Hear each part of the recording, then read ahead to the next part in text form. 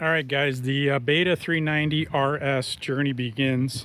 This literally just arrived half hour ago. Oddly enough, I'm in Florida and I bought the thing in California, 2024 leftover. I like the deal I got a really good deal. If anybody wants one, that California dealership did a pretty good job. I used UShip and that worked out phenomenally. I quoted the number pretty low. You can drive the number down pretty hard and just see what happens. So I think I got it to my door for $470 across the entire country. So that includes the fees and everything. But here's what we got. Brand spanking new. I've only just started it. Did about a 50-foot loop around the yard. What I noticed immediately, things that you probably know or don't know, but I'll go through some of them. The oil looks like it's way overfilled if you look at it through the looking glass, and apparently they want it that way. You got to measure the oil into the bubble, the red bubble, if you see that, when it's running, apparently.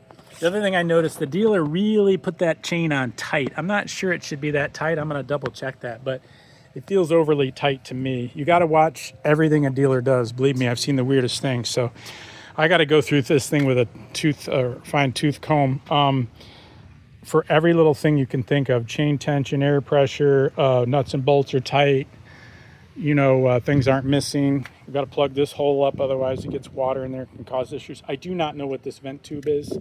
Maybe it's just that. Maybe I don't think there's supposed to be something hooked to it, but not sure what that is. But we'll start going through this thing in the next couple of weeks. Unfortunately, my knee is mangled or twisted from the cross trainer last week in Tennessee. So I'm going to, unfortunately, my, Christmas Day surprise here to me, that feeling you get is dampened by not having the knee to ride it. So I'm afraid to do anything with it until my knee heals up. So this will be more videos coming soon on the Beta 390 RS. Now, this is supposed to be kind of the sweet spot. My friends are all driving KTM 500s. And I wanted something, that could hum down the road and not be, a cross trainer, two-stroke 300, pinging all the way, and not as heavy as the Tenere T7, as you guys know. So this is much lighter, supposedly more nimble, and we'll see how it goes, to be told. So far, just around the yard, see, I just got rid of a 2023 WR450F, which, as you know, wasn't plateable. This thing I'll probably have a plate for in a day or so. I already sent the paperwork in. That's the beauty of this. The WR450F, you had to do all that screwing around through Utah or whatever, $700-800 to get that done. And it is just a brute animal. And I only rode it for an hour, and even though it was a 2023, the thing was basically brand new.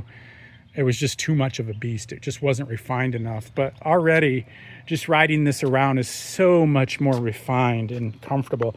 The clutch is like melted butter. It is gorgeous compared to the WR. The engine refinement, just in the 100 feet I went, feels so much more friendly. The WR just was like, it's either on or off. You're either pulling a wheelie or you're idling, or idling in kind of a rough way. But so that was the goal here, to get away from the WR450F violence to a more refined European bike that would be friendlier on trails and more nimble. And the weight is incredible. I guess these things are down in the 250 range, maybe 255 with all the fluids, or 260-ish. But when you compare it to a WR250R, which is what I've had in the past, which I love that bike. I mean, it was a 300-pound, super low horsepower bike, but man, she was indestructible. You could just wring it out all day long and she didn't care. Incredible gas mileage, indestructible, simple, just a great enduro. And I rode that a lot until the hurricane gobbled it up. So I wouldn't have gotten rid of that bike. I would have kept it as one of the bikes that I like putzing around with. But to me, this is the steroided WR250R. Now, of course, it's European and it's a little more exotic and it's a lot more expensive. But I bought that WR250R just to give you an idea. The thing had 1,800 miles on it. It was a 2010. And I bought it maybe 6 years ago or something like that. The thing was mint. and I paid like 3 grand. I paid 3 grand. It was insane. You know, that's the lowest of the low. So the thing owed me nothing even after the hurricane took it. You know, I wasn't insured, but anyway, long story short, you get this thing, you get the refinement, you get double the horsepower, you get, you know, hopefully a little better suspension, and, you know, a lot, you know, hydraulic clutch, a lot more bang for the buck. So this is going to be my KTM 500 catcher or keeper upper with, because all my buddies they bought 6 days 500s. They're all brand new practically. They have multiple 500s now. Some of them have 2. They have one on the East Coast, one in the West.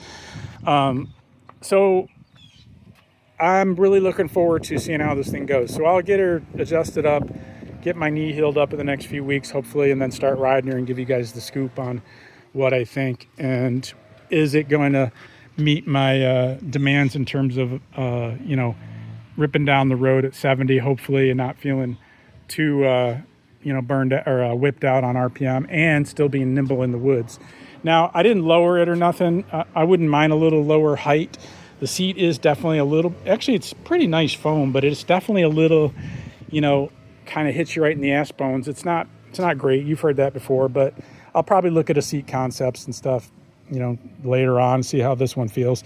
I'm a big stand-up person, but I mean, obviously riding between trails, I'll be on the road sitting down. So I pretty much stand 99% of the time, you know, as soon as I hit gravel or dirt, you know, but we'll see how it goes, and I will keep you guys updated. So there'll be a new file or a new series of videos on the Beta 2024 390 4-stroke. Hope you enjoy them, and hope to hear some comments from you. And here's the little bag of goodies.